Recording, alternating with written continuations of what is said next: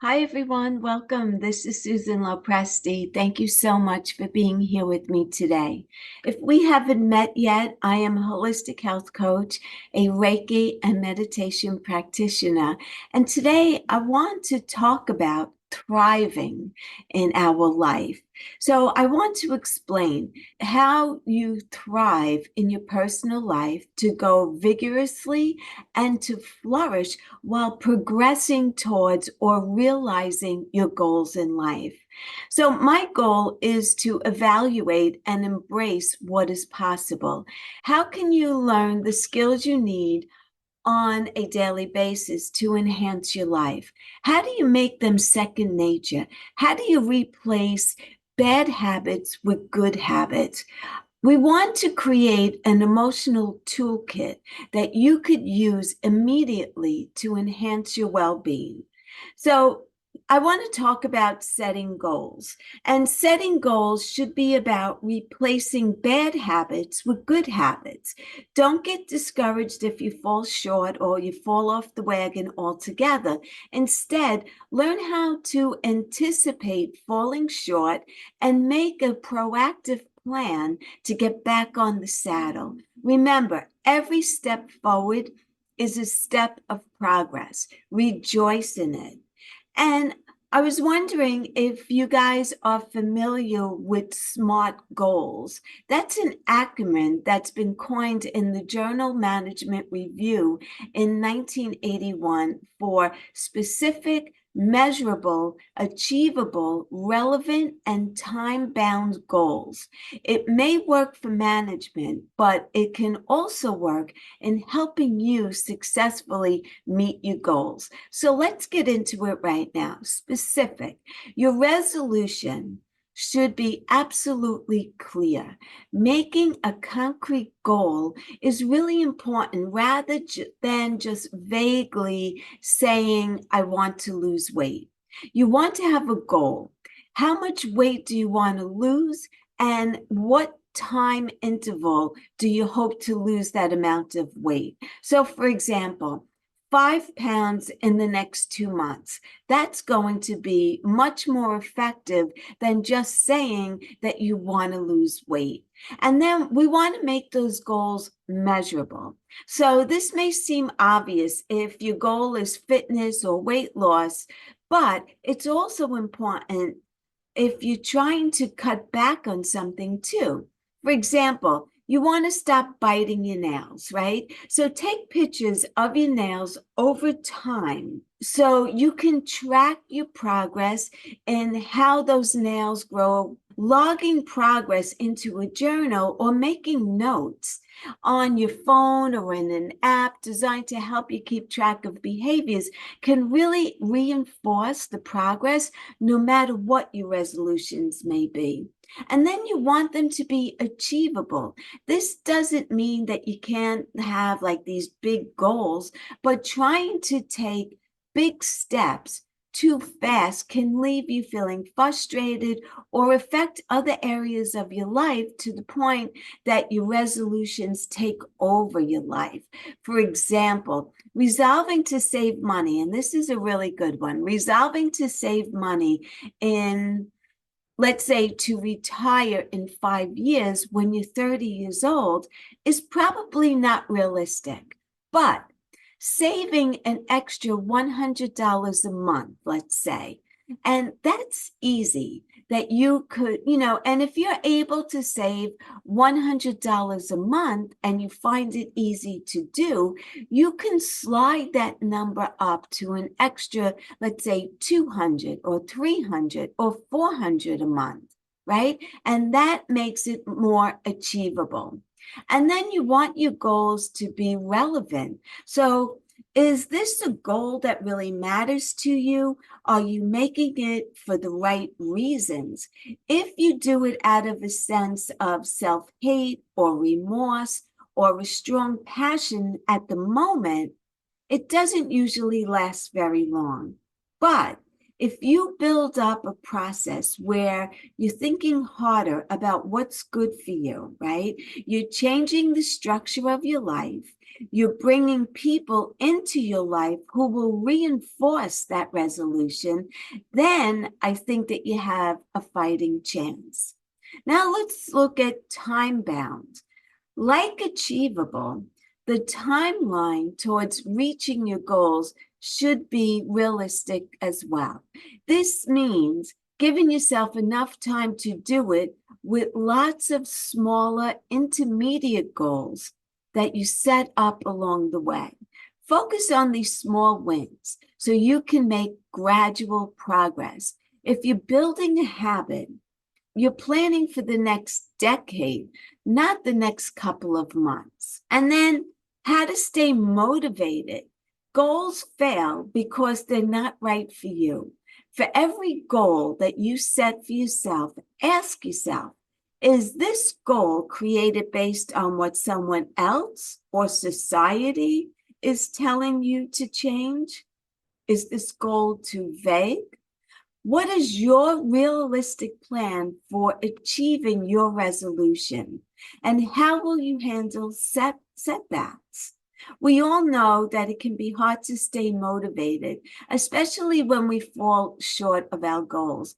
Thankfully, studies show having a sense of purpose will keep you motivated, as a sense of direction in life gives you meaning. Unfortunately, stress can rob you of this sense. In terms of achieving your goals, stress causes you to regress.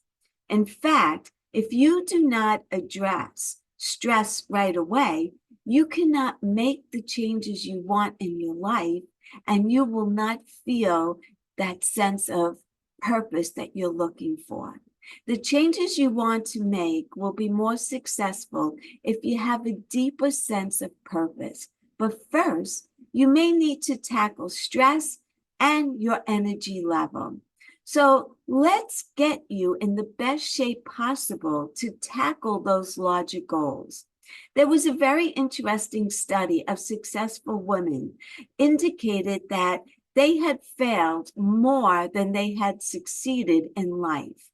The point was that they tried and they had a plan for addressing failure. So for those who put happiness on an unattainable pedestal, it might be time to get back to the present. Your emotions have a purpose. Pay attention to them and learn what they are telling you about yourself. Granted, you cannot always change the things that happen in your life. It's inevitable. Things are going to happen. But you can manage the way you respond emotionally. And here are some tips of remaining resilient and determined. First, you need to cultivate optimism, right? Let's look at setbacks as temporary. So let's say you're waiting for someone to call you back with something important. Don't say, she will never call me again, but you can say, she did not call me today. You don't know what's going to happen tomorrow. You only know that she didn't call you today, but there's a great possibility that she may call you tomorrow, let's say, right? So engage in effective forecasting, like imagine your feelings in the future. And then shift your focus from negative to positive. And I know that this is difficult, and so many of us struggle with it. So you're not alone, but step back and get the big picture. Looking at the negative is a functional survival skill. You can train your brain to look for the positive. Gratitude journals are a purposeful activity to teach you to actively look at the positives in your life. Write about the things that went well for you, let's say today, right? Start small. And for 21 days straight, continue to write every day the things that went positive for you, and you'll begin to notice the good. You also need to learn to express difficult emotions. Don't push them down. There was a study done at the University of Texas It took groups of college students and it asked them to write about their most traumatic thing that ever happened to them and to write about it for 15 minutes, 4 days in a row. They were traumatized immediately after writing, but felt better 60 to 90 minutes later. When you journal, ask yourself what you learned from the trauma, right? Do you have a better sense of self? Are you stronger than you thought you were? Have you decided to make a change in your life? And then this is important as well. You need to connect with social support. Research shows that if you have just one person that you can connect with, you are 10 times more likely to be healthy, as being isolated without connections has been shown to be equivalent of, get this, of smoking 15 cigarettes a day. When we connect with others, the calming parasympathetic part of our nervous system is stimulated, which lowers the levels of cortisol, which is our stress out hormone. Pets also count for that, by the way. So if you have a pet, that is going to help you as well as having other social connections. Also, be present. Don't overthink the past and present to the extent that we cannot live in the future, right? So we want to not always be projecting what if, what can, just live in the present moment. That's all we really have in our life. The past is the past, it's over. We can learn from the past, and the future hasn't come yet, and we don't have control. We could have goals and aspirations and hopes and desires, but at the end of the day, we really can't predict the future. So just having a positive attitude and being hopeful for what you want is really all that we could do. So let's talk about, if you're not in good shape mentally and physically, larger goals will be more difficult, if not impossible, to address. Put your mind and your body in the best condition to challenge your goals. And then I want to talk about controlling stress. Stress-induced emotions consume huge amounts of energy. Talking with a friend or a relative, joining a support group, or seeking out a psychotherapist can really help to diffuse stress. Relaxation therapies like meditation, self-hypnosis, yoga, and Tai Chi are all very effective tools for reducing stress. Now, I'm going to just give you a side note about a situation with myself personally. When I was married, my husband was an alcoholic.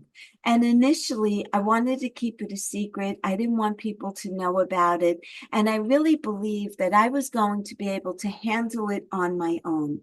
As his disease progressed and got worse, my stress levels and my anxiety and my sadness and everything else that came along with the disease of alcoholism magnified and became worse. And I finally realized that I couldn't keep it a secret any longer. I had to seek out help. And the first thing I did was I went to Al-Anon and I got involved with Al-Anon. And I also got involved in a private therapy group that was called Significant Others. And we met once a week on a Wednesday night. And all the people in that room were the significant others of someone who had the disease of either alcoholism or drug addiction. And believe me when I tell you that those groups saved my life, because I was so stress ridden. I had such extreme stress in my life that it was breaking me down physically. I was suffering with all kinds of health issues. I had migraine headaches. I had anxiety. I developed Hashimoto's disease. You name it, I had it. I don't really want to get into all that with you, but I will tell you that having the support of these groups made a tremendous difference in my health, in my life, the way I dealt with my ex-husband, and the peace and calm that developed in my household because I learned ways to deal with this disease. And eventually I did get strong enough to get a divorce and move on with my life. And my life has been so much better ever since. So that's my personal experience that I want to offer to you. For anyone who's in any kind of a stressful situation, the best thing that you could do for yourself is to get the support of a professional therapist or a group therapy, whatever it is for you. And you could reach out to me. I'm happy to share resources with you. So don't hesitate. You can reach me at susan@susanlopresti.com. The next thing I want to talk about is lightening your load. One of the main reasons for fatigue is overworking, including professional, family, and social obligations. So try to streamline your list of must-do activities. Get them off your plate. Try delegating to other family members or co-workers, but you shouldn't carry the weight of the world just on your shoulders and stop thinking that no one could do it as well as you do. You can delegate responsibility and others will do it as well, maybe even better than you because they don't have as much stress as you do. This one is a no-brainer that everyone should know, but it's worth repeating, and that's exercise. Exercise, exercise, exercise. Exercise almost guarantees that you'll sleep more soundly. It also gives your cells more energy to burn and circulate oxygen. And exercising causes your body to release endorphins, which are stress hormones that in modest amounts can make you feel energized. Even a brisk daily walk will do the trick for you. You don't need to go to a gym. You don't need fancy equipment. You don't need any of that. Move your body, get outside, go out in the morning or later in the day, get sunshine on your skin for natural vitamin D, but go early or go late in the evening when the sun is not that strong, and you will see a world of difference in how you look and how you feel, how you sleep, and how you handle stress. Another no-brainer, but worth mentioning, is avoid smoking. You know, smoking threatens your health. Everyone knows that. But you may not know that smoking actually siphons off your energy by causing insomnia. The nicotine in tobacco is a stimulant. So it speeds your heart rate, it raises your blood pressure, it stimulates brainwave activity that's associated with wakefulness, making it harder to fall asleep at night. And once you do fall asleep, its addictive power can kick in and awaken you in the middle of the night with a craving to have a cigarette. The other thing I want to talk about is restrict your sleep. If you think that you may be sleep deprived, try getting less sleep. This advice may sound odd, but determining how much sleep you actually need can reduce the time that you spend in bed not sleeping. So if you're having a hard time falling asleep at night, try staying up a little bit later. I'm not going to say stay on your phone or your computer or watch television, but maybe take a nice warm Epsom salt bath. Maybe read a nice motivational type book in the evening while you're in bed. put some lavender essential oils in a diffuser and diffuse your essential oils, and do things that are conducive to sleeping. But going to bed at a certain time and then laying in bed trying to fall asleep and twisting and turning is more stressful than just getting less hours of sleep.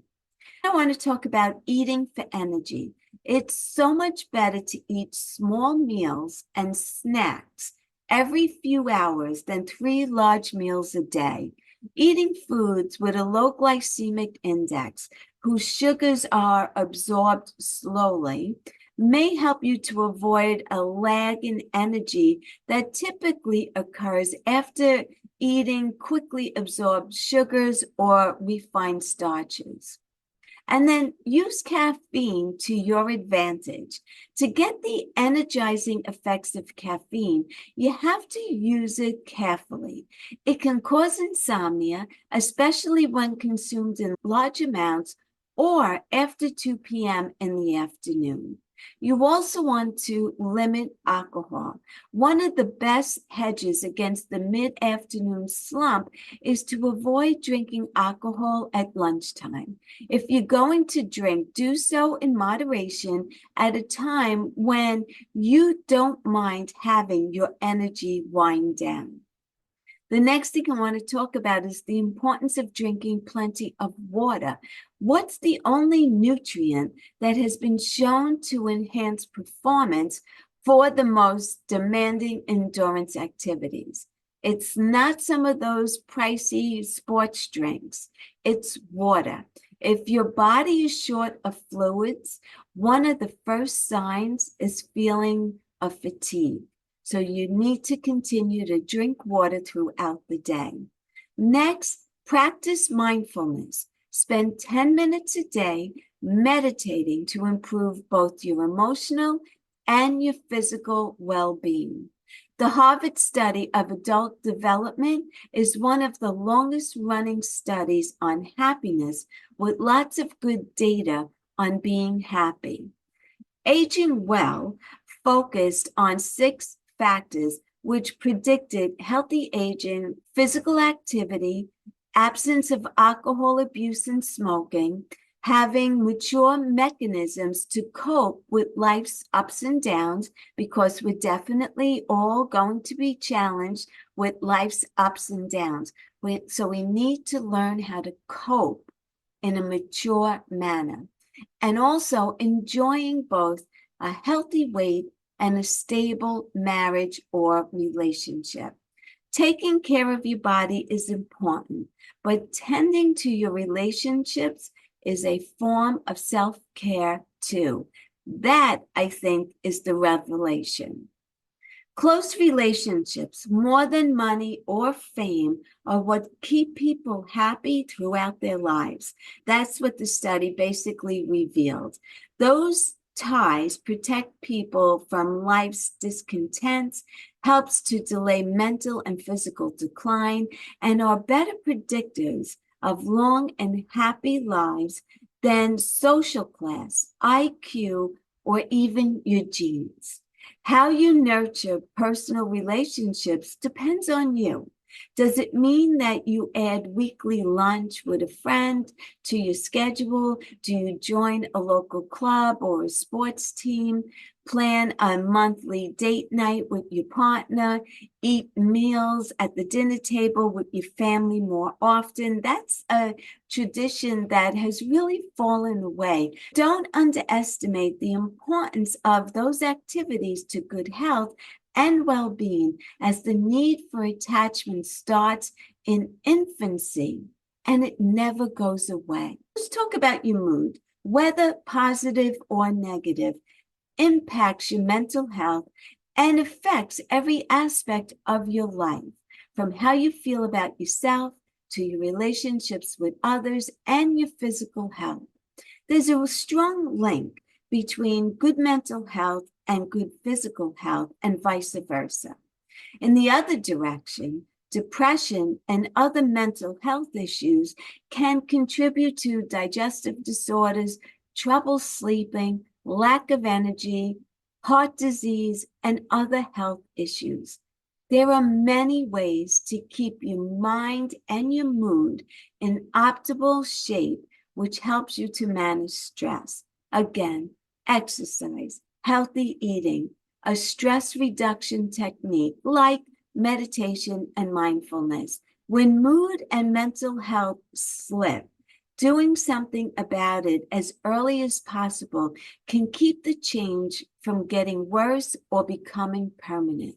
Rigorous activity is not mandatory. Like I said, just a gentle walk can relieve stress and enhance your mood. Create a plan, have faith in your plan, and implement when the inevitable stressful situations strike. And just know that you're always going to be faced with stressful situations. Learn how to handle them effectively. All humans have a tendency to ruminate more on bad experiences than positive ones. But that means that you have to work a little harder to train your brain to conquer those negative thoughts. And here's how you could do that. Don't try to stop negative thoughts. You really can't, especially if you have a tendency to be negative. Don't try to stop them. But telling yourself, I have to stop thinking about this, only makes you think about it more. Instead, own your worries, right? When you are in this negative cycle, acknowledge it. I'm worried about money. I'm obsessing about problems at work. And then treat yourself like a friend. When you're feeling negative about yourself, ask yourself, what advice would you give a friend who was down on themselves? What would you tell your friend? Now, try to apply that advice to yourself. Also, challenge your negative thoughts. Socratic questioning is the process of challenging and changing irrational thoughts. Studies show that this method can reduce depression symptoms. So the goal is to get you from a negative mindset, like I'm a failure, to a more positive one. I've had a lot of success in my career. This is just one setback that doesn't reflect on me. I can learn from it and be better from it. Here are just a few examples that you can ask yourself to challenge negative thinking. The first thing you want to do is you want to write down your negative thought, such as, I'm having problems at work and I'm questioning my abilities. Then ask yourself, what is the evidence for this thought? Am I basing this on facts or feelings? Could I be misinterpreting the situation? How might other people view the situation differently? How might I view the situation if it happened to someone else and not me? The bottom line, negative thinking happens to all of us. But if we recognize it and challenge that thinking, we are taking a really big step towards a happier life. And studies consistently show that our own happiness is linked with the happiness of others. Optimism is part genetic, part learned. Even if you were born in a family of gloom and imminent doom, you can still find your inner ray of sunshine. After a job loss, for instance, many people may feel defeated and think, I'll never recover from this. And this happened to me. I lost my corporate job of 27 years and I was 61 years old and I was devastated. And I was thinking, how am I going to find a new job? How will I make ends meet? Who wants to hire a 61-year-old? And then I started thinking, Susan, you're a meditation practitioner. You are a podcaster. You're a Reiki healer and you're a health coach. And I was doing all of this on a part-time basis. So I decided, you know what? Look at this as a gift to be able to do the things that I truly love to do. And so I'm doing this full time now. So you have to change your mindset. You need to reframe your way of thinking. This is going to be difficult, but It's a chance to rethink your life goals like I did and find work that truly makes you happy. Thinking positive thoughts and surrounding yourself with positive people really does help. Optimism, like pessimism, can be infectious. So make a point to hang out with people who are very optimistic. There's numerous studies that support the notion that spending time in nature is good for you. We know that walking on a quiet tree-lined street can really have meaningful improvements to mental health and even physical changes in the brain. Nature walkers have quieter brains. Scans show less blood flow to the part of the brain that's associated with rumination. Some research shows that even looking at pictures of nature can improve your mood. Sunlight also makes a difference. Like I talked about earlier, seasonal affective disorder is a real thing. And in short, spending time outside or living in a space with natural light is good for your mood. A walk in the park may soothe your mind and in the process change the workings of your brain in ways that improve our mental health, according to an interesting study of the physical effects on the brain of visiting nature.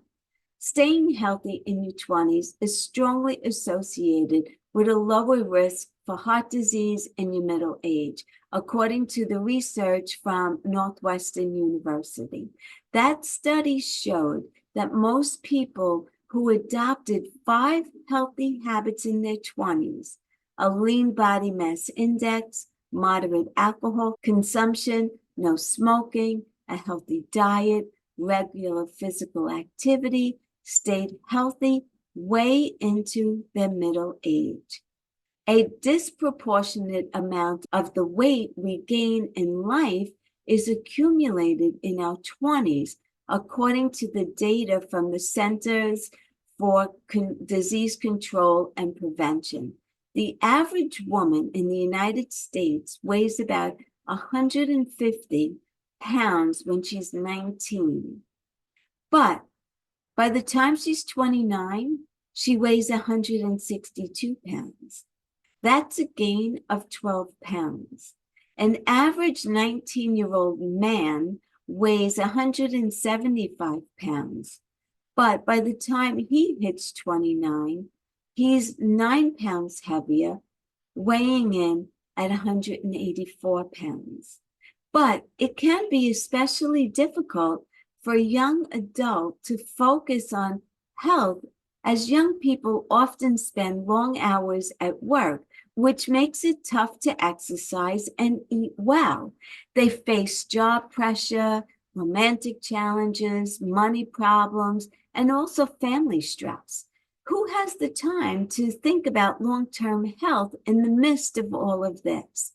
If you are in your 20s and you're listening to this, recognize that this is a crucial time that often sets the pattern for success for the rest of your life. Do your best to adopt healthy habits. For others, it's never too late. Buy a bathroom scale or use one at the gym and weigh yourself regularly.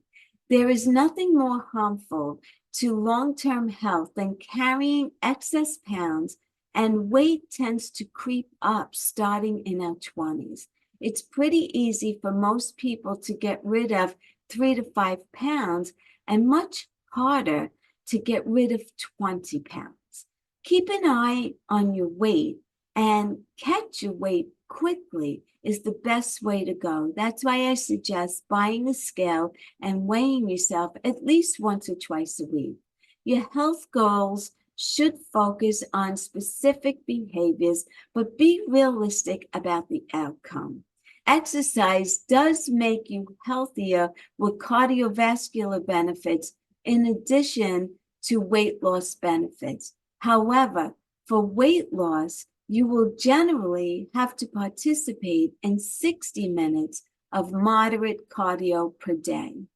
Activities like a brisk walk, like I said, bicycle riding, dancing, gardening, swimming, jogging, aerobics will all give you cardio benefits. Intensity is relevant, but be prepared to devote 60 minutes a day in exercise to lose weight.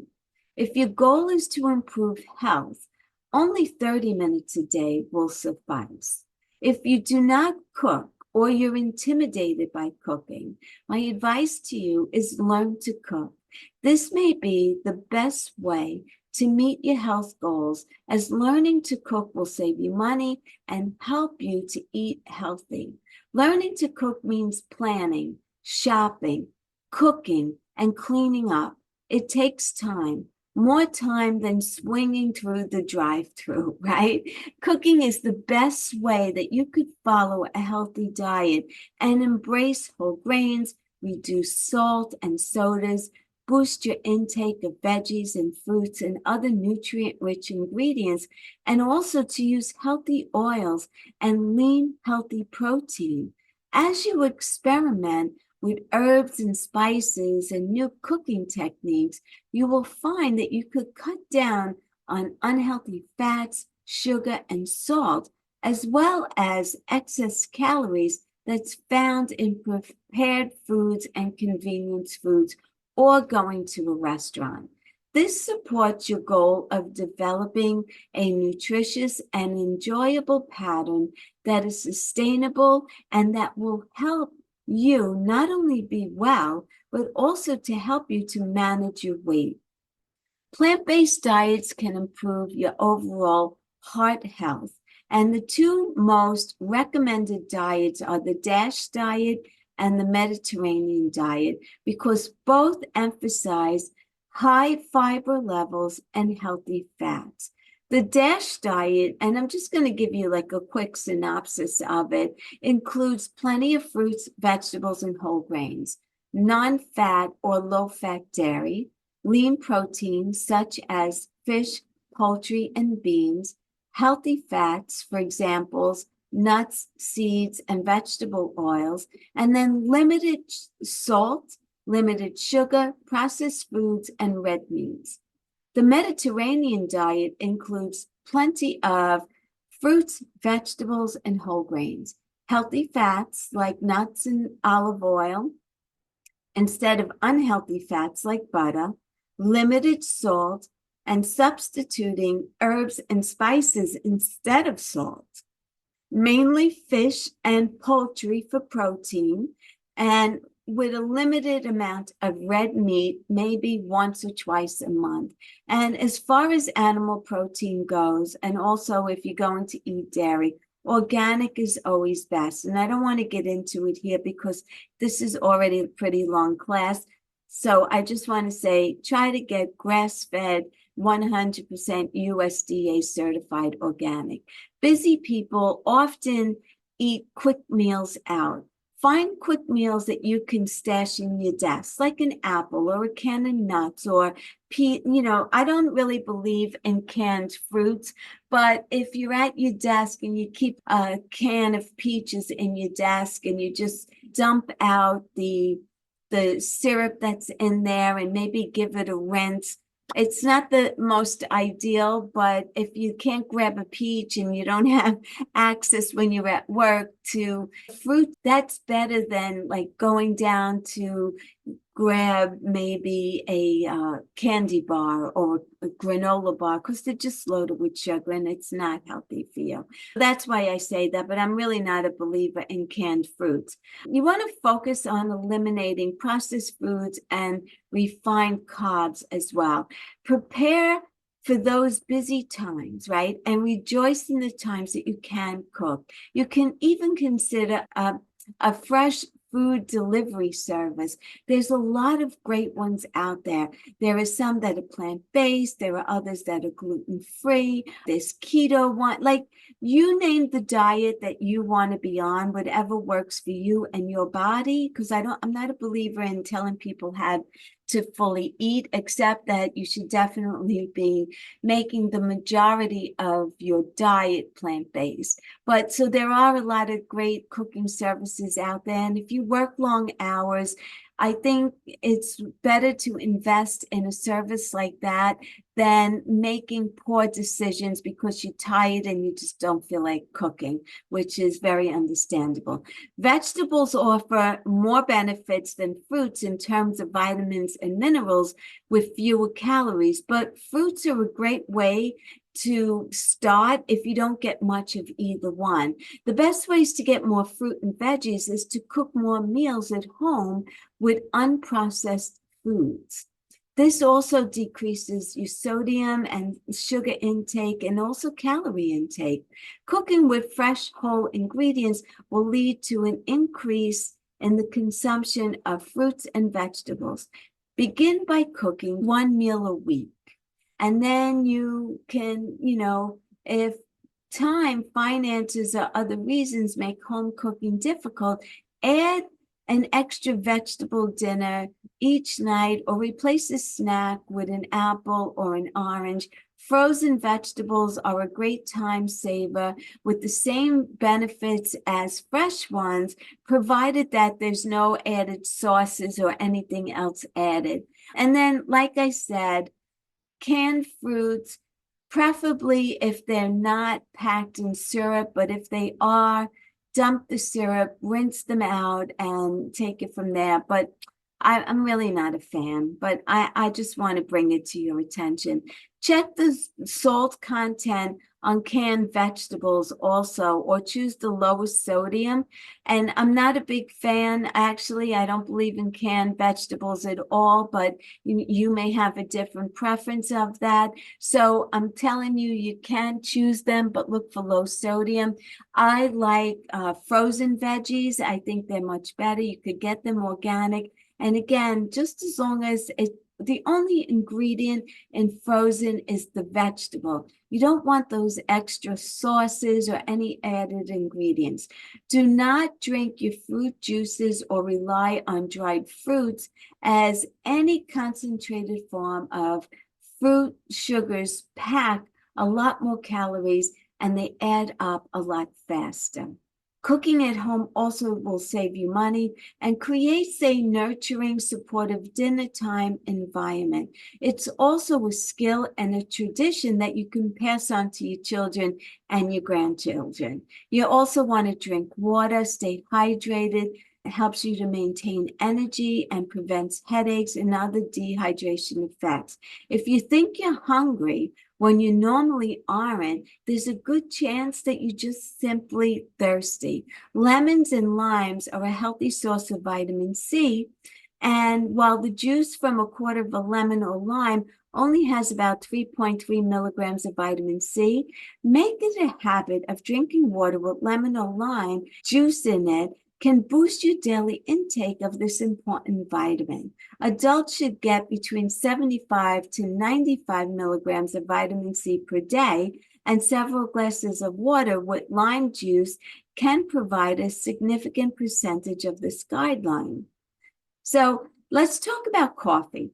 Coffee has been shown to have strong antioxidant properties and has been linked to a reduced risk of type 2 diabetes, liver disease, Alzheimer's disease, and more. The reason for this may be impressive amount of powerful antioxidants that are found in coffee. In fact, there are studies that show that coffee provides more antioxidants in the diet than any other food group. But here's the caveat: do not add cream or sugar. Matcha tea is very high in antioxidants, more so than wild blueberries or chocolate. Did you know that matcha tea is the most nutrient-rich green tea available?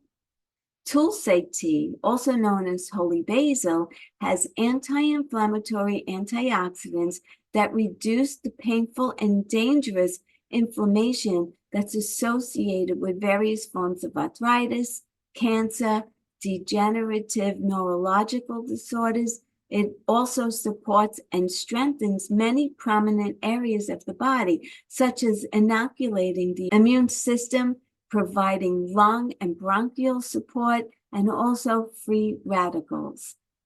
Kombucha tea is a potent detoxifier known for its antimicrobial and anti-cancer properties. It's a source of amino acids, antioxidants, polyphenols, probiotics, vitamins, and minerals. It also contains B12 and is a source of glucosamine, which reduces pain and inflammation, particularly in arthritis. It acts very similar to Tylenols and Advils and all of those things that wreak havoc on your liver and on your stomach. So try that instead. Ginger tea also works to reduce chronic inflammation and soothe the gut. Ginger is widely known for its antioxidant and also anti-inflammatory properties, as well as its ability to alleviate symptoms of gastrointestinal distress by relaxing and soothing the intestinal tract. A good habit to instill in children and to adopt for adults is to avoid excessive simple sugar by eliminating the most common sources of consumption. So eliminate sugary soft drinks, breakfast cereals with added sugar, adding table sugar to your foods. Excessive sugar intake has been linked to obesity and diabetes, both of which contribute to heart disease. Sugar represents empty calories with none of the important nutrients needed in a balanced diet. If you choose not to ban entire food groups, practice portion control. Portion control doesn't mean tiny portions of all foods, quite the opposite. It's okay to eat larger portions of healthy foods like fruits and vegetables. Choose smaller portions of unhealthy foods, such as sweets and alcohol and processed foods. When eating out, let your hand be your guide. A serving of protein like chicken or fish should be the size of your palm. Think 1 to 2 palms of protein. A serving of starch, preferably a whole grain such as brown rice or quinoa, should be the size of your fist. Limit high-fat condiments like salad dressings to a few tablespoons. A tablespoon is about the size of the thumb tip. Practice hara hashi bu. Hara hashi bu means eat until you are 80% full. This is important as it takes food 15 to 20 minutes to reach your stomach, and by then it may be too late. You may have already overeaten.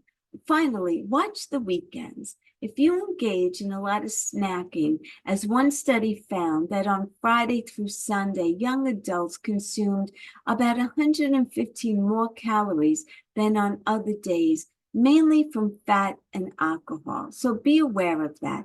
Be aware of misleading labeling practices that could result in unwittingly consuming harmful levels of trans fats. FDA labeling rules allow manufacturers to list as zero any amounts of trans fats less than half a gram per serving. So someone who consumes only 3 servings a day of foods that each contain 0.49 grams of trans fats would quickly exceed that 0.5 gram level. There really is no safe level for artificially produced trans fats. It's best to avoid products that have any partially hydrogenated oils. Canada, among other countries, lists trans fats down to a level of 0.1 grams per serving. When you cut back, be mindful of what you are eating to replace the banned foods, as this can be counterproductive. A 26-page advisory published by the American Heart Association, created by a team cardiovascular disease prevention experts at the Harvard T.H. Chan School of Public Health, helps to explain why the decade-long campaign to curb cardiovascular disease by steering the American diet away from animal fats has been less successful than it might have been, and how it inadvertently promoted expanding waistlines as an epidemic of type 2 diabetes. When people cut back on a particular nutrient, they usually replace it with something else to maintain their needed caloric input. Unfortunately, in too many cases, saturated fats and fats in general gave way to refined carbohydrates and sugars, the so-called snack well phenomenon that promoted fat-weary eaters to overindulge in high-calorie, low-nutrients foods. Some studies may have failed to show a benefit from reducing saturated fats because participants substituted margarine and other partially hydrogenated vegetable oils containing trans fats that were later shown to be even more damaging to blood vessels than animal fats. On the other hand, as Dr. Sachs' team summarized the results of 4 core trials conducted in the 1960s, lowering saturated fats and replacing it with vegetable oil rich in polyunsaturated fat, primarily soybean oil, free of trans fats, lowered coronary heart disease by 29%, similar to the benefit from taking a statin to reduce cholesterol. The team concluded that if you are truly concerned about preserving good health overall, focus on a Mediterranean diet style of eating, heavy on plant-based foods and unsaturated vegetable oils, with whole grains like brown rice and bulgur, fruits and vegetables as the main source of your carbohydrates. In an interview, Dr. Sachs said the advice derived from the best research is pretty straightforward. Consume few saturated fats like butter, full-fat dairy, beef and pork fat, and coconut, palm, and palm kernel oil, and replace them with natural vegetable oils high in polyunsaturated corn, soybean, safflower, peanut, walnut, and grapeseed oils. For all of us sticking to a weight loss regimen, it gets more difficult as the day wears on, and a new study suggests the problem could lie in complex orchestra of hormones that drive hunger and signal feelings of satiety or fullness.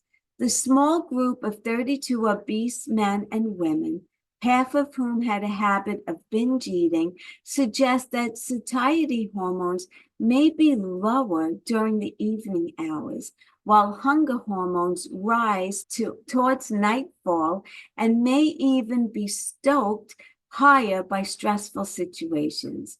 Overweight binge eating may be particularly susceptible to the influence of fluctuations in these appetite-regulating hormones. The researchers found this to be true.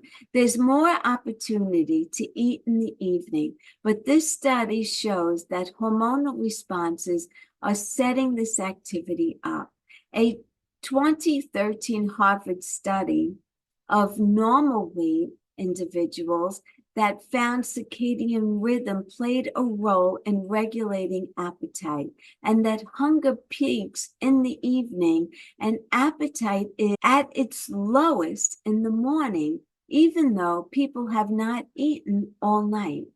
Binge eaters show higher initial levels of ghrelin when they started the regimen in the evening compared to starting in the morning, while those who weren't binge eaters had the reverse pattern. The binge eaters also reported feeling hungry after the liquid meal and the exposure to stresses in the evening. Stress drove up hunger in all participants. But the hunger hormone, ghrelin, rose even higher if participants were subjected to stressful situations later in the day, suggesting stress may have a profound effect on hunger in the evening. We definitely know that this pattern of hormone responses increases the risk of overeating in the evening as opposed to the morning. It implies that people in our study were more vulnerable to overeating in the evening. The study suggested that people who know that they tend to overeat in the evening and at night make sure to set aside time to eat properly during the day and adopt an eating curfew and set time in the evening when they stop eating for the day. Set a kitchen is closed time. Shut off the kitchen light, move away from the kitchen, brush your teeth, and if you want anything after that, have water. At night in particular, you're tired. You had cognitive demands during the day, and you're not wanting to regulate yourself as much. And if you have food cravings, there are fewer distractions to help you resist those cravings. Hormone levels are responsive to eating patterns, and you can potentially be reconditioned if people change their eating behaviors. If you are facing a hormonal hurdle, you will have to change your eating habits first and wait for your hunger hormones to catch up. With evidence mounting that sitting for longer stretches of time is unhealthy, many of us naturally wonder how best to respond. Should we stand up, or is merely standing insufficient? A new study offers some helpful perspectives, suggesting that even a few minutes per hour of moving instead of remaining in a chair might substantially reduce the harms of oversitting. As most of us have heard by now, long bouts of sitting can increase your risk of diabetes, heart disease, obesity, kidney problems, and premature death. These risks remain elevated even if someone exercises, but then spends most of the rest of their day sitting in a chair. It's a sobering study, but these are the facts. And recently, as part of the data collection process, some participants have begun wearing monitors that objectively track their movement patterns. Otherwise, the data relies on people's recall of activities, which cannot always be reliable. So most of the participants spent most of each day sitting, right? And the scientists then checked death records for 3 or 4 years after the survey to determine how many of those participants passed away during that time. The scientists wanted to see whether standing or walking or jogging in lieu of sitting was best at extending lifespans. And what they found was unexpected. A low-intensity activity like standing by itself had little effect on mortality risk. Those people in the study who spent a few minutes each hour engaged in low-intensity activities did not show much of a decline in death risk compared to those who sat the most. But those who walked around after standing, replacing some of their sitting time with a light intensity activity like strolling, gained a substantial benefit in terms of mortality risk. So there's a lot to think about in regards to that, right? And I just recently put a podcast episode out on that as well. And there's a lot more research going on that. The takeaway really is many aspects of lifestyle contribute to chronic inflammation, including stress, poor diet, being overweight, and not exercising. Addressing even one of these areas is a good start to better health.